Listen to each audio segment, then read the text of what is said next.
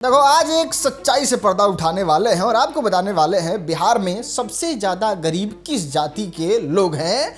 अगर आप इस जाति के बारे में सुनोगे आपको भरोसा नहीं होगा कि है ऐसा हो सकता है, इनको तो हम या समझते थे, वाह समझते थे, ऐसा समझते थे, वैसा समझते थे, लेकिन यही सबसे ज़्यादा गरीब निकले। फिर आपके पास एक डेटा होगा, लास्ट में आप कंपेयर करके देखोगे कि बिहार में कोई आदमी सुखितकर नहीं है, गरीबी रेखा बढ़ते जा रहा है और यहाँ पे जरूरी है रिफॉर्म का, यहाँ पे जरूरी है तैयारी का। तो चलो आज हम आपको बता ही देते हैं बिहार के सबसे ज़्यादा गरीब जाति कौन सी है और ये डेटा होगा कास्ट सेंसस जो अभी अभी कंडक्ट कराया गया था बिहार में। देखो, सबसे पहले सवर्ण जाति के बारे में बताते हैं, इसके बाद हम आपको बताएंगे कि ओवरऑल पूरे जाति में सबसे ज़्यादा गरीब कौन है। और यहाँ पे जब आप डेटा देखना शुरू करिएगा तो आपको बता दें, सवर्ण जाति में सबसे ज़्यादा अमीर अगर कोई कास्ट है जो सबसे ज़्यादा गरीबी रेखा के नीचे है तो उसमें नंबर 1 पे आते हैं। जी हाँ, कायस्थ समाज,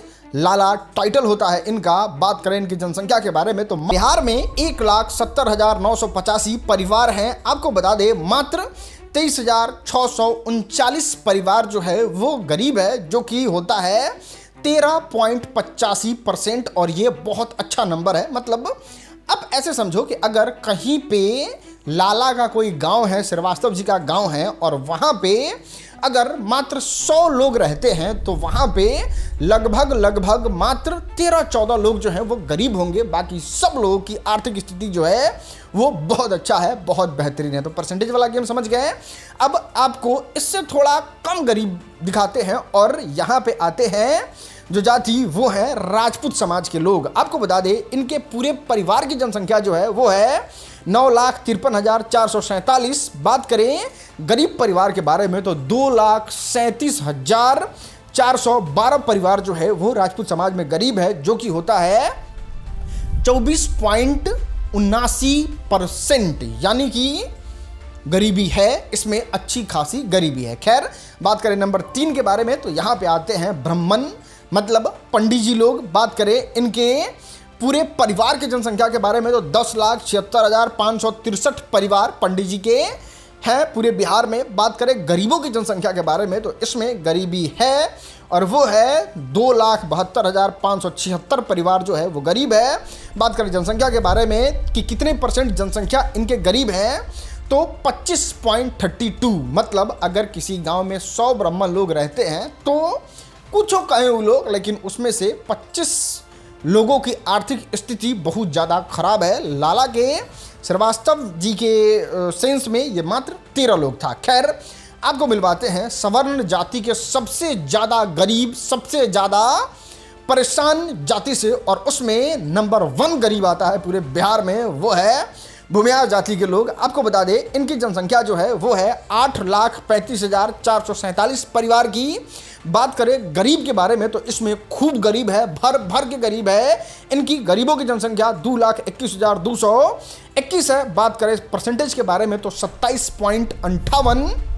मतलब कि अगर 100 भूमियार का घर है तो वहाँ पे 27 लोग गरीब हैं। अब यहाँ पे इस बात को समझिए, जनरल कैटेगरी में जो लोग गरीब हैं, बहुत गरीब हैं, उनका हालत बहुत ख़राब है, और जो अमीर हैं वो बहुत ज़्यादा अमीर हैं। आपने देखा होगा डेटा में किस तरीके से डॉक्टर सबसे ज़्यादा भूमियार है बिहार में, इंजीनियर सबसे ज़्यादा भूमियार है बिहार में, डिग्री होल्डर सबसे ज़्यादा भूमियार है बिहार में, ज़मींदार सबसे ज़्यादा भूमियार है बिहार में, लेकिन गरीब भी सबसे ज़्यादा भूमियार ही है। ये बताता है कि देखिए किस तरीके से अमीर बहुत ज़्यादा अमीर है, गरीब बहुत ज़्यादा गरीब है। इसलिए सबसे ज़्यादा गरीब जो है जनरल कैटेगरी में वो भूमियार है। लेकिन इसको थोड़ा और डिकोड करके अच्छे से समझाते हैं, तब आपको पता चलेगा ये गरीबी रेखा जो है वो कितनी सिमिलर है। अब आपको बताते हैं बिहार में सबसे ज़्यादा गरीबी ओवरऑल पूरा जाति, मतलब जितना जाति है, SC, ST, OBC, जनरल, उन सारे में सबसे ज़्यादा गरीब कौन जात है। और यहाँ पे सबसे पहला नाम आता है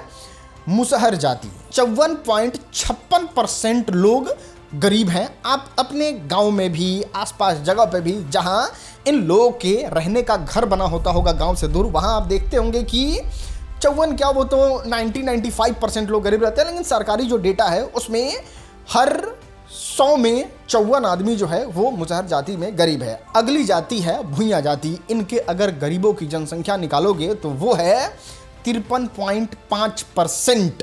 मतलब ये बहुत ह्यूज नंबर है और सरकार को इस पे देखने की ज़रूरत है कि ये लोग इतने गरीब क्यों हैं और इनका उत्थान कैसे हो सकता है। खैर, अगले जाति के बारे में बात करें तो डोम समुदाय के लोग जो बिहार में हैं, और आप देखते होंगे इनको छठ के समय डलिया उलिया बिनते हुए, और इनकी बस्ती कुछ इस तरीके से दिखती है। इन लोगों में भी बहुत गरीबी है, लेकिन सरकारी डेटा के बारे में बात करें तो वो है 53.1%। मतलब 50% से ज़्यादा लोग इस जाति के गरीब है और ये अपने बेसिक नीड के लिए भी बहुत ज़्यादा स्ट्रगल कर रहे हैं। बात करें नंबर 4 के बारे में तो यहाँ पे जो बिहार में जाति आती है वो है नंबर 4 पे 42.06% लोग।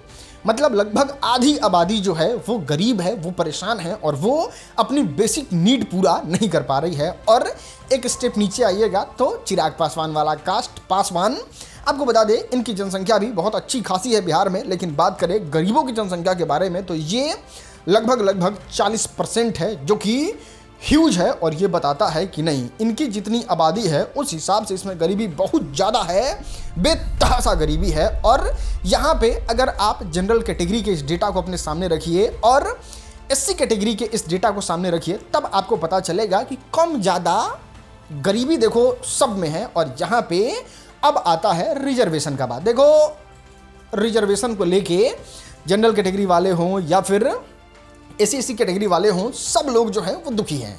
जनरल कैटेगरी वाले कहते हैं कि भाई हम भी गरीब हैं, हम ज़्यादा पैसा काहे दें, हमको रिजर्वेशन क्यों नहीं मिल रहा है, हमारे लिए भी कुछ व्यवस्था सरकार को करना चाहिए। तो उनका ऐसा कहना है कि अरे वो लोग बहुत ज़मींदार है, उन लोग के पास बहुत पैसा है, पूरा 90% रिजर्वेशन हमको मिलना चाहिए, जिसकी जनसंख्या है उसको उतना रिजर्वेशन मिलना चाहिए। तो देखो, यहाँ पर हम आपको एक चीज़ समझाना चाहते हैं जो मेरा ओपिनियन है, और हम चाहते हैं कि ये बात जो है वो दूर तक जाए और इसके बारे में चर्चा हो। देखो, जनरल कैटेगरी के जितने भी बच्चे हैं उनके लिए रिजर्वेशन का प्रावधान किया गया है, जिसको EWS कहते हैं। 10% रिजर्वेशन दिया गया है और इसमें जितने 27% हो, 25% हो, 13% हो, जो भी गरीब लोग हैं वो EWS का अपना सर्टिफिकेट बनवाते हैं, लगाते हैं और उनको आराम से रिजर्वेशन मिल जाता है और वो रिजर्वेशन का लाभ उठाते हैं। लेकिन सबसे ज़्यादा अगर रिजर्वेशन में धांधली हो रहा है तो वो SC ST कैटेगरी के लोगों के जीवन में धांधली हो रहा है। हम आपसे ये समझना चाहते हैं, एक बात बताइए, 54% मुसहर जो हैं, मुसहर जाति के जो लोग हैं वो गरीबी हैं, वो अपना बेसिक नीड नहीं पूरा कर रहे हैं। तो फिर जीतन राम मांझी के बेटा को रिजर्व सीट से चुनाव लड़ाने का क्या ज़रूरत है? उनके बेटा को कम नंबर पे एडमिशन करवाने की क्या ज़रूरत है? उनके लिए व्यवस्था करने की क्या ज़रूरत है? वो उन 52% को मिलना चाहिए ना, कि जो गरीब हैं, जो परेशान हैं, जो दबे कुचले हैं, उन लोगों को। अब इसको इस तरीके से समझो कि देखो, जो रिजर्वेशन है वो उस तरीके से ही रहना चाहिए, लेकिन इसमें थोड़ा सा रिफॉर्म करना चाहिए। और रिफॉर्म ये होगा कि मान लो अगर 100 बच्चों के लिए आता है कि SC कैटेगरी के 100 बच्चे को दरोगा बनाना है, तो यहाँ पे सरकार को EWS की तरह यहाँ पे भी एक आर्थिक सर्टिफिकेट लेना चाहिए। और कोई फर्जी देता है तो उस पे 10 साल 20 साल 10-15 लाख रुपए का जुर्माना ठोकना चाहिए कि अगर आप आर्थिक रूप से मजबूत हैं तो आपको रिजर्वेशन का लाभ नहीं मिलेगा। अब इस बात को इस तरीके से समझिए कि 100 सीट है तो 100 ST लोगों को ही मिलेगा, लेकिन उनको मिलेगा जो इस तरीके से पढ़ने जा रहे हैं, इस तरीके से घर में रह रहे हैं, उनके माता पिता की स्थिति इस तरीके से हो गई है और इनके लिए और व्यवस्था किया जाए, चाहे इनके लिए स्कूल बनाया जाए, कॉलेज बनवाया जाए, इनके लिए फॉरेन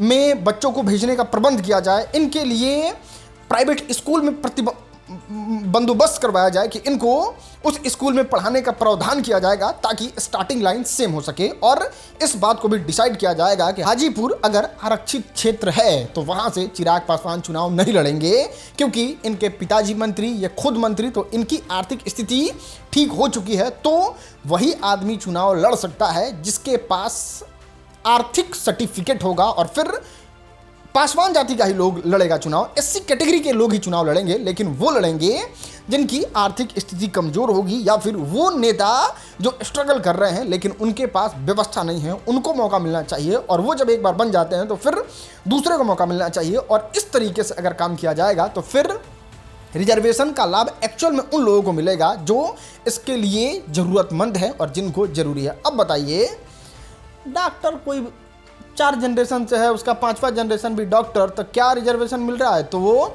एक फलाने कैटेगरी में आते हैं, इसलिए सरकार जो है उनको शोषित, पीड़ित, वंचित मानती है और इसलिए उनको ठीक है, उनको 20 नंबर पे -40 पे डॉक्टर बना दो। नहीं, ऐसा नहीं होना चाहिए। 100 सीट है तो 100 को ही मिलना चाहिए, लेकिन उनको जिनको एक्चुअल में ज़रूरत है, और इस तरीके से ही रिफॉर्म हो सकता है। देखो, जनरल कैटेगरी में रिफॉर्म है कि जो अनरिजर्व सीट है वो उन जाति के आधार पर नहीं मिलता है, वो मेरिट के आधार पर मिलता है। सेम लेकिन वो सिर्फ जनरल कैटेगरी को मिलता है। उस तरीके से एसटी कैटेगरी को ही मिलेगा, एससी को ही मिलेगा, ओबीसी को ही मिलेगा, लेकिन आर्थिक आधार पे। तो ये मस्त हो जाएगा और देश में सब लोगों का स्टार्टिंग लाइन बराबर हो जाएगा। उम्मीद है ये आपको वीडियो समझ में आया होगा। इसको शेयर करिए, लोगों को बताइए, ताकि जितने लोगों को पता चलेगा उनको पता चलेगा कि नहीं, इस तरीके से भी रिफॉर्म लाया जा सकता है। बाकी आपने वीडियो यहाँ तक देखा, धन्यवाद।